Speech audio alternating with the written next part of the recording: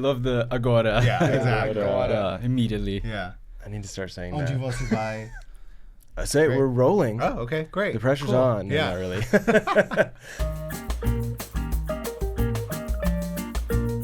So we know each other, Yes. but we should probably introduce everyone to the audience. So hopefully they know I'm Tyler. Hopefully they've been watching at least a few episodes at this point. And I'm Gabriel. And this is my partner, Gabriel, who you've just met. Yeah. Yes, we just met. And then if you guys want to introduce yourselves. Yeah, I'm Michael.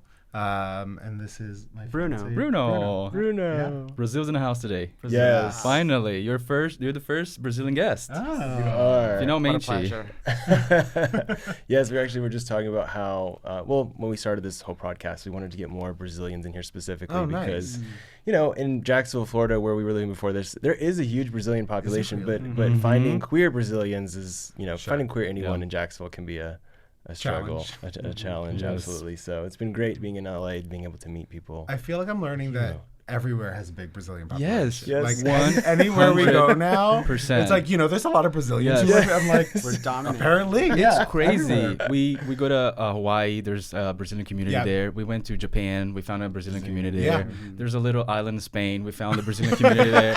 It's crazy. There's Brazilians everywhere. Yeah. We're taking over. A good thing. Yeah, You and I know. never noticed it. I mean, until we really started dating, and then I kind of picked up an ear for Portuguese. Right. Yes. Now, I feel like I get more excited when we see Brazilians than you do. I'm like, go say hi. Yeah. And he's like, no, we don't. They're strangers. Like, we don't know that. But I'm like, they're speaking Portuguese. Right. They're Brazilian. He does the same thing. We go to Disney a lot in Florida, and at Disney there's more Brazilians than Americans sometimes. And before he met me, he never realized how many Americans there are, but now he Brazilians. recognized Brazilians. Before me, he's like, they're Brazilians. Yeah. I don't know. I coming from North Florida, my cultural representation of South America was everyone spoke Spanish, and it was just one giant continent. And it's interesting because after we met, I had progressed some before we met. I knew where Brazil was. I could point it out on a map. I knew they spoke Portuguese. But when I integrated him into my family, it even recently will come up with like, oh, so you speak Spanish? Yeah. Oh, and no, this is actually a problem. You need to work on it yourself for this. I get that all the time. I'm sure. Yeah. But white people, what can you Yeah. say? Yeah. So you guys love Disney too. He was telling me Yes. when we went to brunch that this Whoa. is a big Yeah. passion of yours as well. So Yeah. I wanted to start there because we great. are Good start. huge Disney Disney fans. fans. Anyways, we are what's it called, Magic Key holders. So what exactly is that? Okay, so it's like the season pass, and there's Gotcha. all these different levels. So we did there's a California resident level, Yeah. which is nice because it's not super expensive, Sure. but has a ton of blackout dates. So no weekends ever, no summer, Mm. but it works because Yeah. it's honestly really nice to go on a Monday or it's usually not crowded. I mean, we even go for just a half day sometime that. because it's only 45-minute drive. Amazing. Go for the morning, have lunch. It's so and then nice. Come back. Yeah, we love it too. In Jacksonville, it's a couple-hour drive, Okay. but just gives us an opportunity to sit in the car. I'm going to work on my computer anyways. We get there, spend half the day walking around, get our steps in. Yes. Yeah. And I love to people watch, and so that's the perfect fun. place to do it. Yeah. We need to definitely plan a double date to Yeah, Disney. that would be I so, love that. so 100%. fun. I love that. We went to Disney in Japan as well. It That's was high up on a our list. dream. It was a dream. The Japanese love Disney. Yeah. They love American culture, and it was crazy to see a completely different perspective of the same rides or the same animations, but Japanese. It was so cool. My favorite part was the food. Oh, really? Yes. So the Japanese sort of rendition or take on Disney food, and it's super cheap and high quality. We literally just tried to eat as much as possible everywhere. Which, when you go to Disney, I wouldn't say it's the most popular thing to do there is eat, unless you're going to Epcot where there's some cool restaurants. The production and the engineering Yes. of Disney Tokyo. I've only seen videos and it's so next level, Amazing. but Yes. that alone is a reason to go. Even if you don't like Disney, I Right. feel like you should go to see that. Yep. The quality of the just environment, you can just tell it's meticulous. Yeah. I mean, already Disney, as you Right. can imagine, is perfect. So when you go thought to out. the Japan version, Yeah. it's just over the top. The people are also super nice, and Respectful, when they see that you're clean. not from Japan, they want to engage with you and make sure you're having a great That's time. fun. So it was great culture. The people very respectful, and it's funny because you can go to Disney from downtown Tokyo. Oh. you take a subway, and 20 minutes you're there. You're like inside of Disney property. the park. It's crazy. Like, there's no it's monorails. There's no incredible. parking. It's just like you're there, which is nice. Because from Florida, when you get to Disney, it's like, all right, you got about 40 minutes before you're actually in Disney. A trek. It's a process. I've never been to Disney World. Yeah. Well, oh my God, we need to plan that. If you are that interested, would be amazing. Something that I like need to check out. Yeah. Oh wow, it's gonna be so fun. They also have water parks, and it's so fun going there in the summertime. It's great. It's really, really fun. Oh my God. It's definitely one of the perks of Florida. So I don't know if I imagine it probably is a thing in Disney World too. But is there like the whole pin trading? Yes. So we actually talked about this because we didn't get into that yet, but we definitely would. It's a slippery slope. Like we gave ourselves boundaries. So the first time we went, I think like as season pass holders and walking around, and people like set up for the day. Like they'll just go and they have books of pins and stuff. And so we started getting them. I like my collection is strictly Ursula pins. You told me this. I think this is smart going in with like a border. Yes, like a sandbox to play in. Otherwise, I think it's too much. And yours is a little broader. Yeah, but mostly it's like Buzz. Yeah, or like Toy Story. I love that. Yeah. Toy Story is your favorite? Yeah, it's my favorite. Oh my God, it's my favorite too. Yeah, it's my favorite. So good. I grew up watching all the movies, and it's definitely my favorite. Also, Snow White. Classic. Snow White. Since I was a kid. That's rare, actually. Yeah, It's I had the VHS tape, and I used to play like when I was 2 years old on my TV, and I love it. I pretended I was her. His mom says he couldn't talk yet. He could barely walk, but he could put the VHS into the VHS player. In the middle of the night, like 2 a.m, I will get up, watch the movie. At least I watch the movie once every day. Yeah, that's so funny. That's sweet. But, you know, Disney comes into our lives at these phases, and some people call us Disney gays as if it's like some sort of negative connotation, but I wear that label proudly. I love it. But I think too, when you're from Florida or you live in California, like being a Disney gay, you're like, well, this is just it's just there. It is. In Brazil, we in Brazil, we are obsessed with Disney. Yeah, I tell him all the time. I don't know.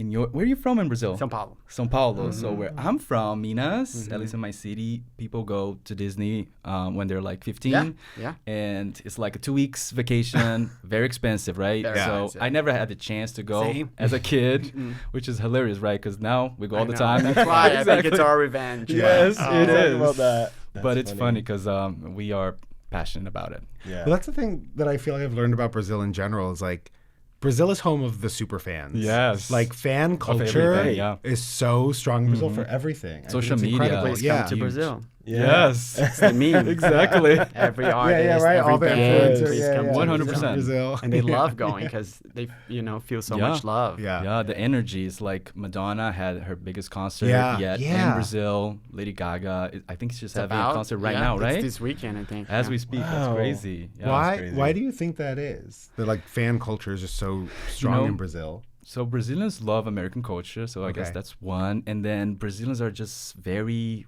warm, friendly, and obsessed with anything that comes from here. Sometimes we don't understand what they're saying, their songs, but the songs are being played on the radio. I remember I was like 10 years old, the song My Humps was on the radio. Classic. And I was dancing and, feeling it, but I had no idea what they were saying. So that happens a lot. We just love American culture. That's funny. Yeah. I think that's probably true for the other countries as well, but I think art is probably really important to Brazilian culture, and music is really, based on what I've experienced from our relationship, he's always been a huge music fan. I thought I liked music, but I'm sure you can relate. He's the same. Music is huge, and it does cross language. Yeah. And I think Brazilian culture also loves things that can cross language in comparison to American culture, where we just think there is no other language but English. Right, and there is no other culture. English, It's nice to see, and it's also been really refreshing for me to like open up my perspective too, because if other cultures are embracing us, why can't we do the same? And what are we missing out on? Yeah, because for sure. There's plenty of art out there that I'm sure we would enjoy. And he's introduced me to Brazilian funk, which I'm like getting into. It's definitely fun to dance to. I have no idea what they're saying, but I'm gonna get there. Sometimes we don't know what they're saying. Exactly. I'm getting there though, and that's been a goal, is to be able to be a little bit more even keeled by trying to absorb more of your culture and your music and what comes from Brazil. Have you been to Brazil? Yeah. Cool. I've been to Sao Paulo a few times, and then Last time we went to Bahia, which was beautiful. Amazing. And I've always, going back to like full circle back to Disney, I've always wanted to go to Bahia because one of my favorite Disney movies was The Three Caballeros. Yes. Which was like Donald Duck, this Brazilian parrot, and some other bird. Amazing. Yeah, and this whole sequence where the parrot's like, oh, have you been to Bahia, Donald? Right. And like they like open up the book and go in and what's her name? Carmen Miranda. Oh, what's that? Carmen Miranda. Yeah, Carmen Miranda. Famous. And like they do a whole song and walk through the town. And amazing. I was specifically like that sequence, the Brazilian Bahia sequence of the movie. I loved so much. You manifested. Yeah, relationship. Yeah, as a child. Yeah, incredible. I'm gonna find a man who takes me to Bahia. It happened. So fun. Yeah, it happened, and it's so. Oh my god, the beach was. So beautiful. Like I've never seen sand like that in my entire life. Yeah, so we went to Brazil a few years ago. We went to Fortaleza. Ooh, very good. And we went to Jericoacoara. And we were gonna go to a bigger city, but I have a little bit of like social anxiety in like the big cities, especially how busy and popular the beaches are. So I was like, I don't know if I'm ready yet. Like let me like dip my toe into a different area that maybe... There's so much to see in Brazil. Brazil is a huge country. A lot of people don't know that, but it's just as big as America. And there's beaches, there is the forest, deserts, Minas. Everything. I haven't been to Minas yet, but it's on the list. Lots of plans. Oh, you gotta take him to Minas. I know, to see my family. And the food. Oh my god, best food. So... Speaking of being American Brazilian couple like ourselves, when I met you and we talked about it, I'm like, we have to have you guys here because you're a mirror of us, and you know we don't see that very often. So when did you guys meet? When I first moved to LA in 2019, I was transferred here with the agency I was working at in New York to the LA office, and was just trying to like make friends and explore LA and look at new opportunities. And so a friend of mine back in New York introduced me to his friend here, Alex, who worked at Netflix. Alex and I like met, became fast friends. He ends up moving to Tokyo for a year with work. And so we like keep in touch while he's in Tokyo. He's coming back. We make plans to have brunch and catch up. Like no joke, 2 days after he got back, right? So I go and pick him up, and he gets in the car, and he's like, I have somebody I want you to meet. And I was like, does he live in Tokyo? Because we literally like just landed. And he'd seen Bruno the night before at another friend, like mutual friend of theirs, birthday party. But I think it was actually Andy, right? Yeah. Alex's boyfriend, who he met in Tokyo, who was talking with Bruno and was like, and I had only met Andy over like Zooms or FaceTimes when I was catching up with Alex. Right. And I think Andy was the one, right, who was like, oh, we should introduce Bruno to Michael. And Alex was like, oh, yeah. So Alex introduces us. This in July. So blind date or like you met? No, I saw his Instagram. You saw his Instagram. You have to make sure that Did you meet each other alone for the first time? Or was yes. So that's like a story in and of itself, which is kind of sad but like funny now looking back on it, right? But so we made plans to meet like halfway at this bar that neither of us had ever been to. It was like the only place that was halfway that looked, halfway fun or decent or anything. And so... And it was halfway between the both of you in LA? In LA, yeah. If people don't live in LA, it can be... If you don't live in the same area, especially if traffic is happening, which is always, it can be hours before you get to each other. Exactly. Which I didn't know. I'm slowly learning. Yeah, we're getting to know that. It's definitely... location and proximity is a big factor that plays in LA relationships. Yeah, we have a chapter about so you find a place to meet. So we picked this place to meet. I was house sitting for friends of mine and their dog, their French bulldog, and they have this like beautiful house in Brentwood, like up in the hills that like has this gorgeous view. You can see the beach and everything. And my grandfather passed away. Oh no! And so I literally called Bruno the day of our date. It was like the afternoon, so like not even early in the morning. And I'm like, hey, listen. I still want to have our date. I really don't want to cancel, but I also really don't want to go to this bar. Like, I'm just not in the mood to be in some random bar. My grandfather passed away. Right.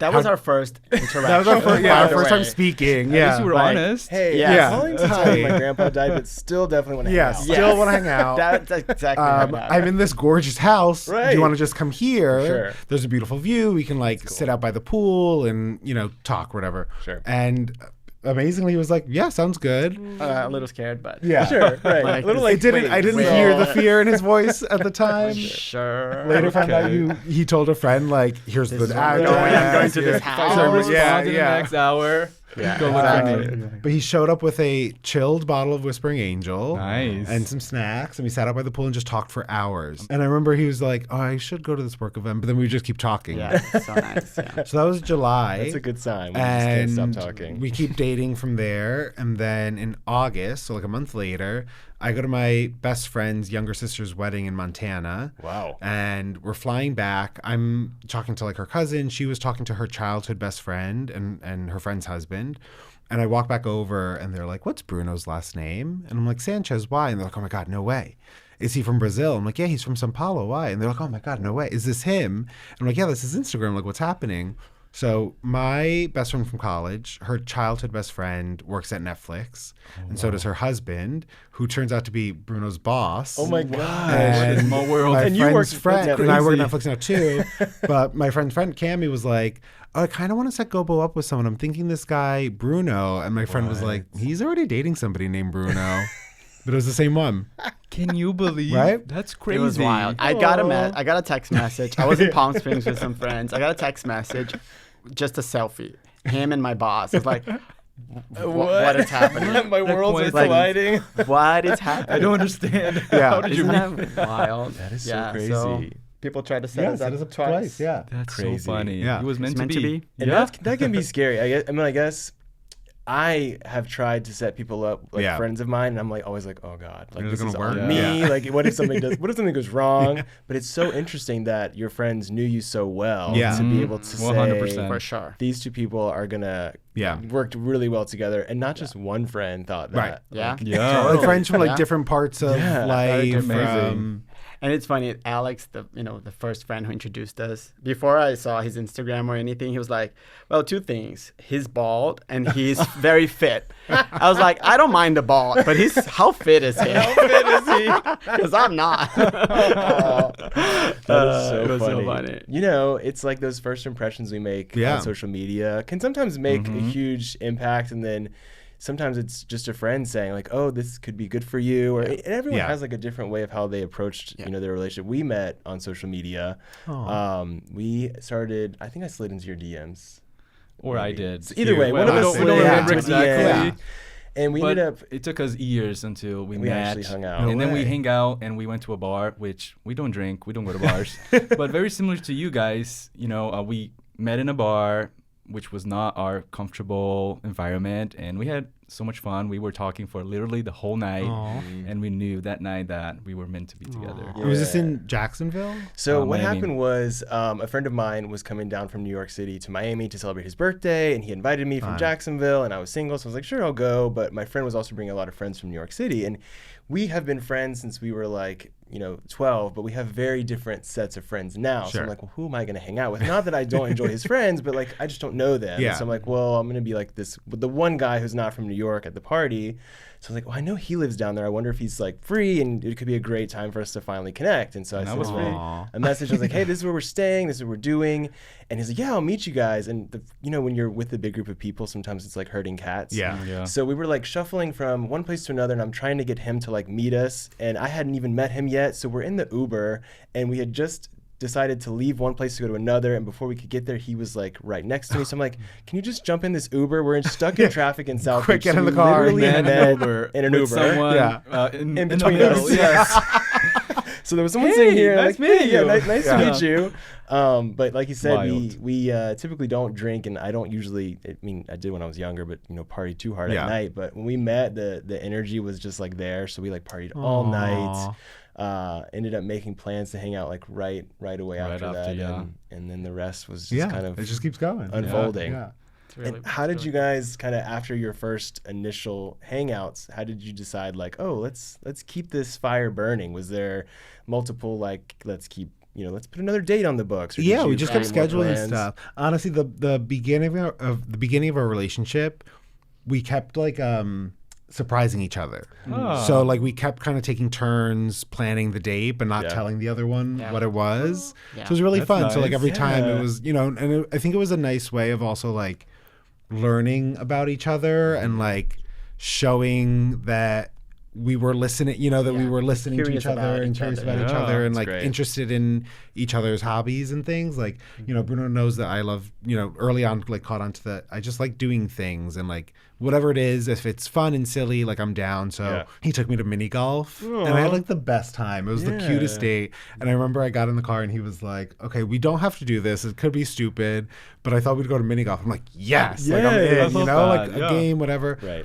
And then one of the first dates I took Bruno on, he's huge movie buff, like big film buff. Same. This guy too. In the summer, there's like you go up and in the park they do these like big outdoor screenings. We've heard about it. And it was so cute. So I like packed a big picnic and we went and saw this like old movie. What movie was it? It was like an old Western. It was. I'm blanking. Oh, what a perfect perfect day. day. That's when I fell in love, I think. And like, okay, he's listening to me. He really, you know, is paying attention to me. And that was like when I talked to Alex about him, I think the way he introduced Michael was like he's half Cuban, so there's like a Latin thing going on, you know, and that really was important to me, like someone who really understands like the Latin experience, or you know, I'm gonna be comfortable with an accent, or you know, someone who will be curious about my culture. So that was a big part of.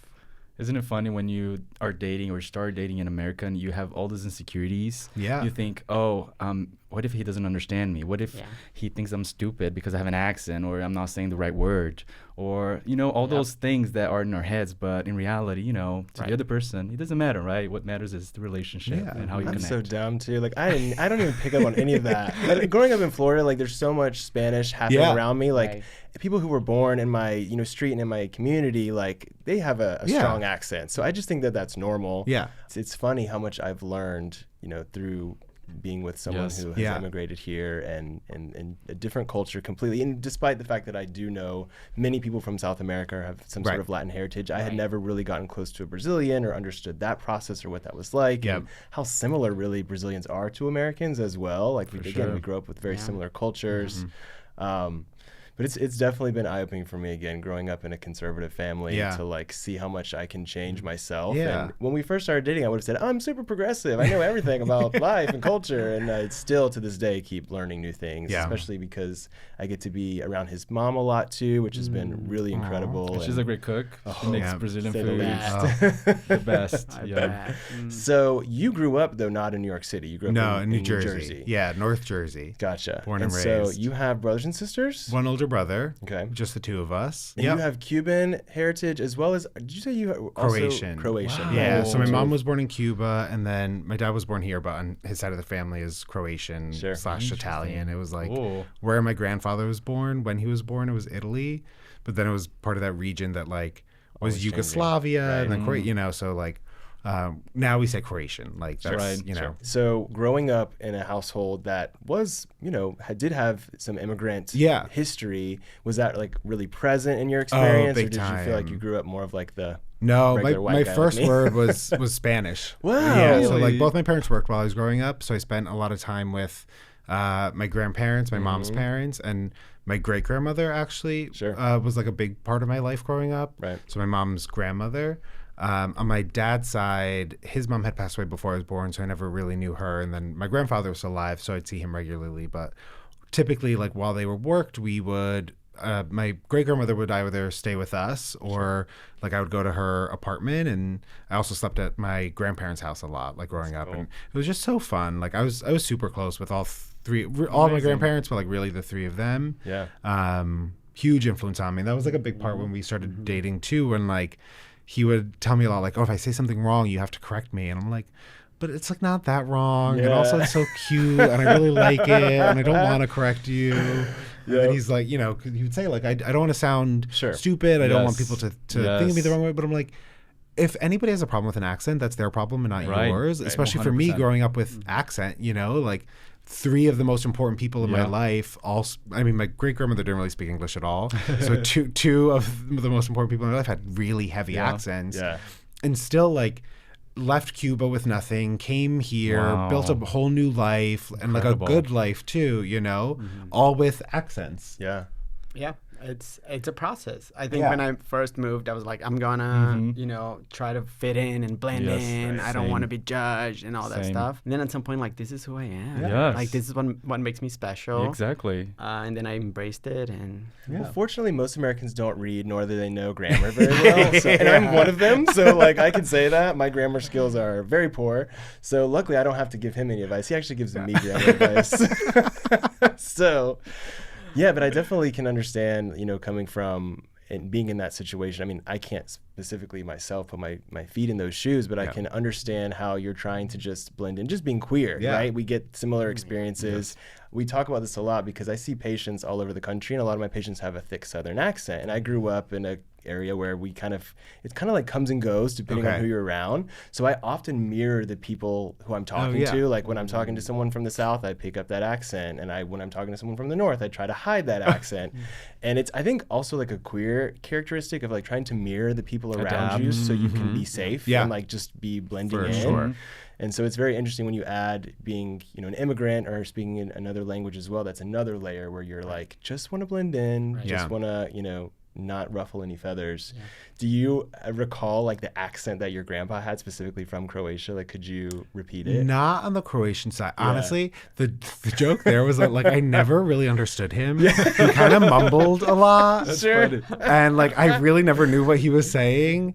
And he was like pretty tough on my dad and his. So my dad had a brother and 3 sisters. Wow. And my grandfather was like pretty, tough with them. Sure. But I got away with everything. So like I think one time he had said something and like I was maybe like 5 years old, and I just went back to him and like like mocking him, and my 3 aunts and my dad were all kind of like to see what was going to happen, and he just started cracking up. Oh my God. So You were the favorite. Yeah, for sure. Yeah. Or my aunts would like use me to play tricks on him, knowing that like if they did it, he'd get mad, but if I did, it was funny. So like he'd fall asleep on the couch, and we'd put like whipped cream in his hand, and then like tickle his nose. And, That's amazing. Though. So you grew up in a really supportive kind of. It sounds like big-ish family. I have a lot of cousins, right? A bunch of aunts and uncles, and definitely a lot of like who are technically like second cousins or first cousins once removed, but who are,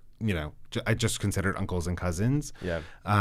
So yeah, definitely a lot of like big holidays and big birthdays. Christmas. Big Christmas. I love that. We love Christmas too. It's so fun. So Bruno, do you have brothers and sisters? I have a sister, yes. Older sister. Yeah. Very cool. She lives in London. No, she lives in London. Yeah. Amazing. Right? Yeah. Do you get to visit often? We do. Now I have a 2-year-old niece. Oh my goodness. And she's the Cute. best. She's so funny. We go visit. Oh, that's sweet. Yeah. I was growing up in São Paulo. Yeah. It was a lot. São Paulo is so big. City. It's so busy. That's why I love LA, because there's a lot of like quiet and peace that you can find in LA. And I know that sounds crazy. I know. But it is. I believe it's true too. I mean, even coming from Jacksonville, I feel like LA has a lot of peaceful areas. Even in West Hollywood, like we live in a building too that's. I mean, we get a lot of traffic noise and stuff, but I don't really think of it like when I'm in New York City. Right. Or like where it's like overwhelming. Would you say Sao Paulo is similar to? So overwhelming. São Paulo is bigger than New York City, at least in population. It's massive. Crazy. Probably in size it has to be too. Yeah, Like, New York's actually pretty 100%. small. Yeah, the city. It's a small, but the city is Sao Paulo's huge. Massive. Yeah. So in a city environment, did you grow up like living in more of like a building, or did you have like a home? The only reason I asked. Grew up in a house for like 16 years. Nice. Wow. Until I was 16, and then we moved around a lot, apartments, Very cool. houses. Then I moved to the US when I was 33, so like old-ish when you think about. Hey, like, I'm 34, so watch it. No, it's true. I get you. And the grind, and the work. Like I worked so hard in São Paulo, like nights and weekends, and it's just nonstop. So I was like, I gotta get out of here. Like it's just not who I am. I love the valley. I love, I love the peace and quiet. And you like Hollywood too, right? You like movies and culture. For so sure. This For is sure, much more, for sure. Your vibe, I guess. Yes, 100%. Did LA have like the kind of reputation it does for people in the States? Like for me coming from New York here, right? Everyone was like, "Oh, you're gonna stop working at 5 o'clock. Like it's just a different speed of life out there. Like the West Coast is so much more chill." Right. Like, did you No. know I mean, that there's coming the- here? there's Or did the- people in São Paulo say like, "Oh, you're gonna have such a nice chill life now. You're going to LA because São Paulo's so No, I think crazy." the chill life was like moving out of São Paulo. You already have it. Anywhere. Kind of like New York, though. I Yeah. feel like that's very similar to New York City. Anywhere you go outside of New York is going to be a gonna be- slower pace. yeah. At least it Yeah. feels that way. What I think about LA is you can really make it as much of a grind as you want, Yeah, or as sure. little of a grind True. as you want, in comparison to a city like New York City or maybe Yeah. Sao Paulo, where Yeah. you kind of have There's to no grind. escape. There's Yeah. no escape. There's no escape. And if There's you- no off button. When Yeah. I'm in New York too, I Literally. feel that. Like Yeah. even when I'm on vacation in New York, I'm like, I should be working because everywhere I go, people are like Yeah. grinding. In a and I'm, like, hurry. Yeah. feeling like I'm missing something. Yeah. Whereas in LA, everyone's getting coffee, so I'm like, I guess I shouldn't. Yeah, work. just hang out. Yeah, Just hang out. exactly. And also the commute, like if you think about Oh my God. subways and the 100%. crowd. Right. Yes. Like even if you're stuck in traffic in LA, there's a beautiful sunset and then you see the sky. Yes. Like it's just different. Like what the effect that in your mental health is just different. 100%. Yeah, I agree with that too. It's coming from Florida where it's very flat. Yeah. Everywhere I look in LA, it's like there's a mountain even far away over Yeah. there, and something to kind of appreciate. Yeah. Granted, I mean, I miss the Florida weather, which most people would disagree with, but I love humid. I I love love the the- heat. I love don't. the You humidity. don't? Yeah. I want I to love sweat it. when I walk outside. I want it to be 95 degrees. And I want to crank my AC up, Whereas here, this weekend it's supposed to be like a high of 65 in May, which is like Yeah. not what I'm used to. But May gray. we got May gray and sweatpants June on. gloom. Yeah, but, But it you know, passes and it's cozy. When Yeah. like the majority of the time the weather's so nice, I right. appreciate the Yeah, variety, because then it's like, oh, I don't feel guilty for like not being outside. Yeah. I'm like, oh, it's Right. okay to stay Yeah. in. It's okay to Yeah.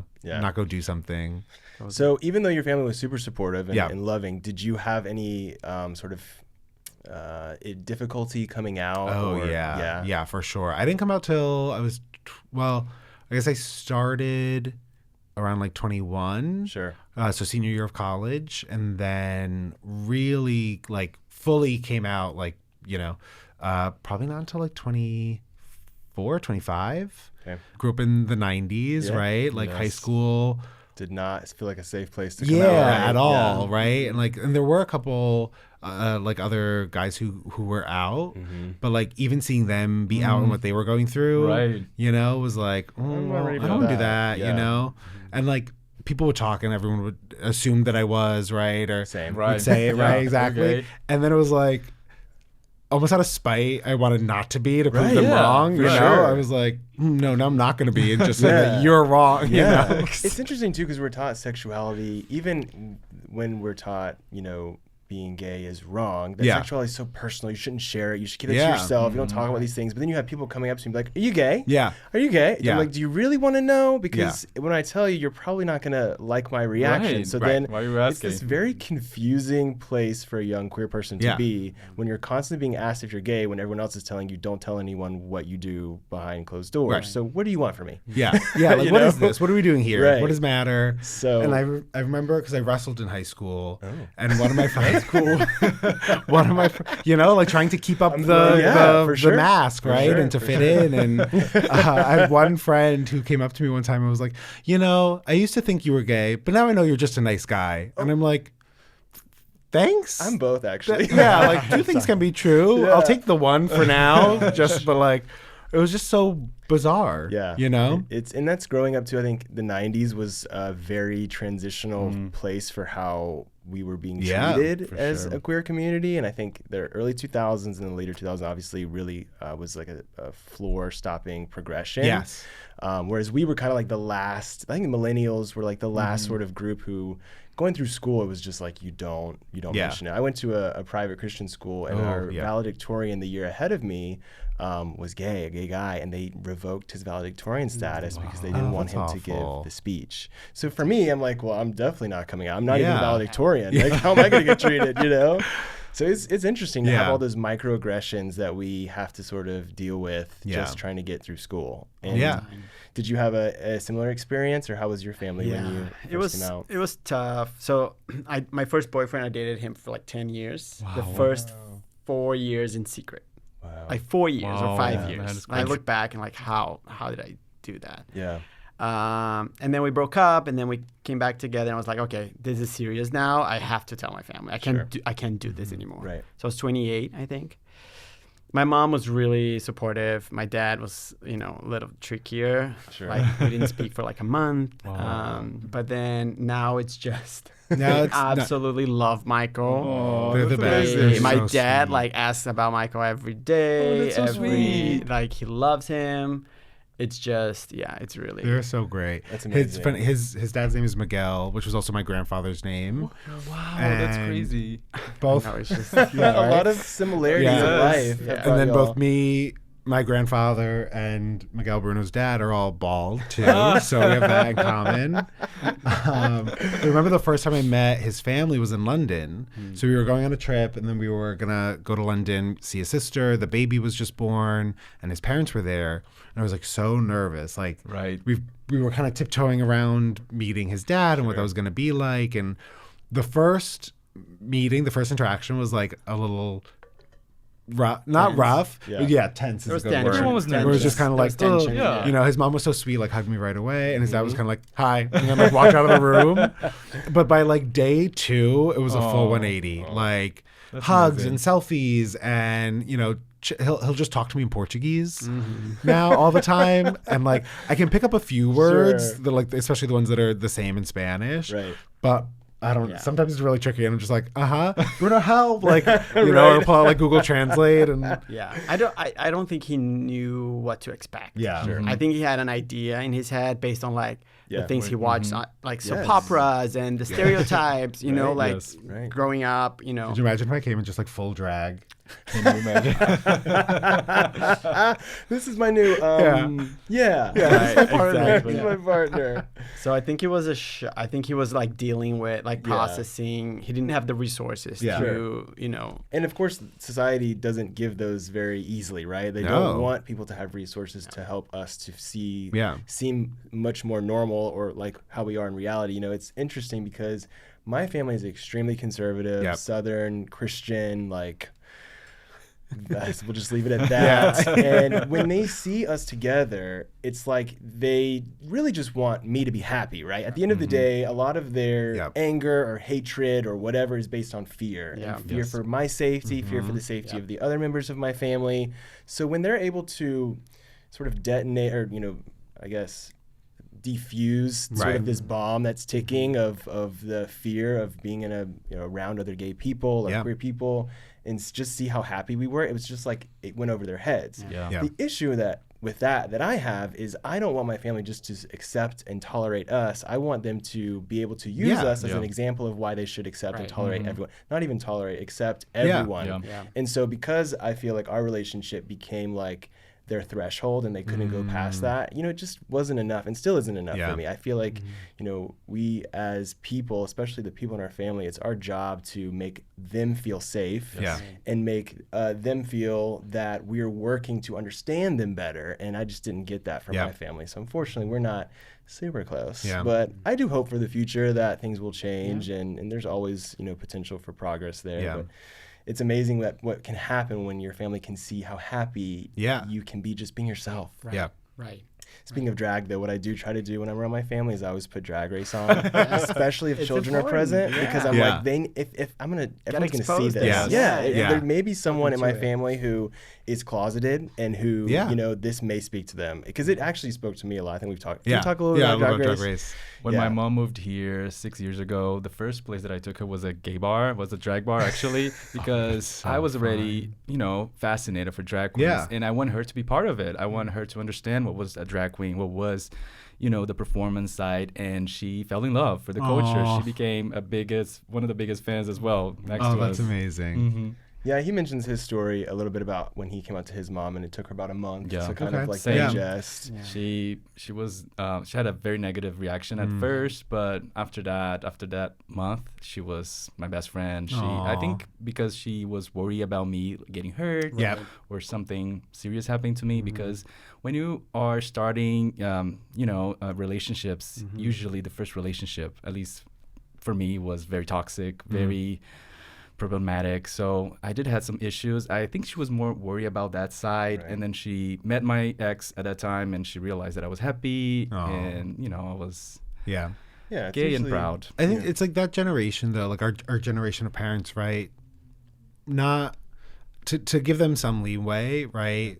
But not to completely excuse, parents and family who like don't fully embrace their kids, right? But like they were coming out of like the 80s AIDS crisis and the way that, society, the government, people treated, gay people at that time, like, remember, like it was headline making news that Princess Diana like shook an aid patient's hand, right? Like people were treating them like leopard, so I think to your point, like it is, at both of your points, it is so much fear-based, right? Because they think, I actually recently had this conversation with my dad where I was saying like, I think the big thing for parents with queer kids is like, yeah, you might, your initial negative reaction might be out of fear that, they're going to get sick, fear that they're going to have a hard time out in the world, fear that they're going to, encounter people who are intolerant, who bully them, who make their lives harder.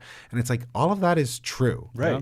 And all of that is true no matter what. Yeah, for everyone. So the two options that then lay before us is that all that bullshit's still going to happen. And we can have a family though that loves and accepts us and creates this like safe space at home to keep us like grounded and confident. Yes. Or we have a family that doesn't accept us.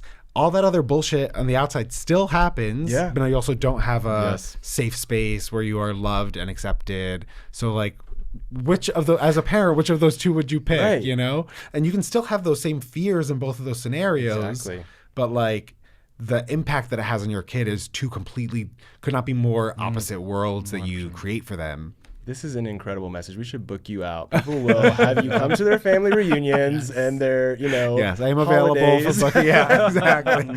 Cameo, right? Yeah, exactly. I mean, but it's simply that, when we turn to our family, they don't have to understand everything about our lives. No. We don't have to understand everything about their lives. At But all. it should be a space of love. It Yeah. should be a space of confidence building.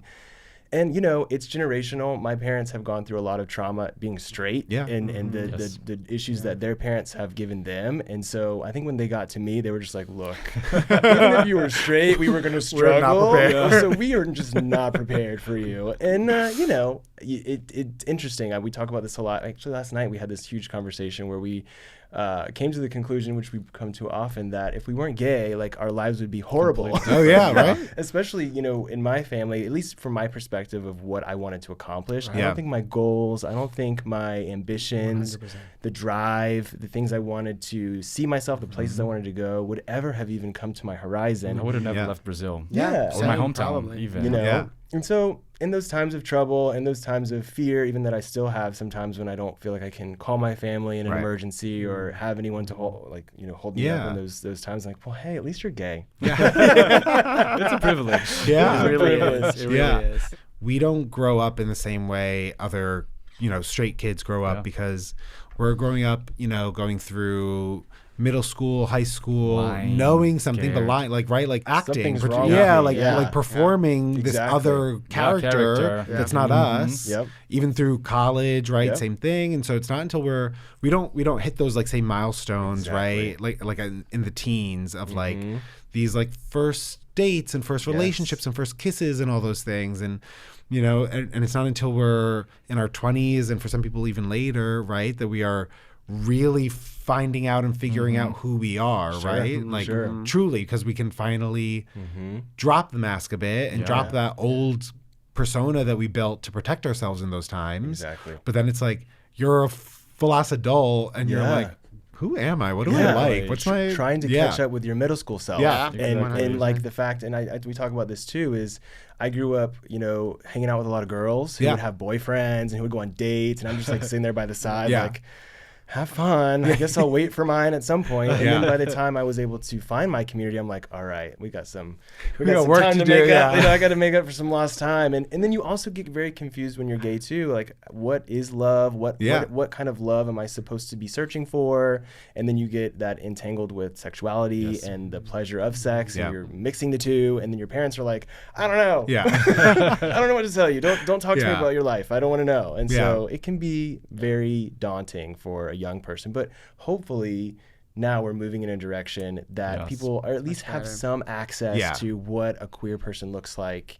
They can find representation of themselves somewhere. And that's what we really wanted this podcast to do, was just give more people, more windows into what it's like to just be what I consider like normal people. We work, we have jobs, we love our friends and family. We can reach milestones in our own right, in our own way, and still be successful and find happiness. And so love that. When I saw you and you were talking about your partner, I was like, you guys have to come because you are an example of that, and we need more of it. So I really, truly appreciate you both taking the time, of course, to come. And I know this hour like flies by. Yeah, it's crazy, but we would love to have you back again if you would be interested. This is so fun. There's so much to talk about. We would love to talk more about movies. Oh my God, movies, music, everything. Brazil, Disney, food. Disney. And maybe we can reference our double date to Disney when we come. Let's do it. That's a good plan. To do that. So we'll make you can help me find more Ursula pins. Yes, you can help me start my collection. I don't know. I'm a big Stitch fan, so I can see that. Stitch, way. What would you collect pin wise from Disney? Snow White things. Everything that's Snow White. That's a good one. There we go. All the princesses, all the Disney movies. I like everything. Yeah.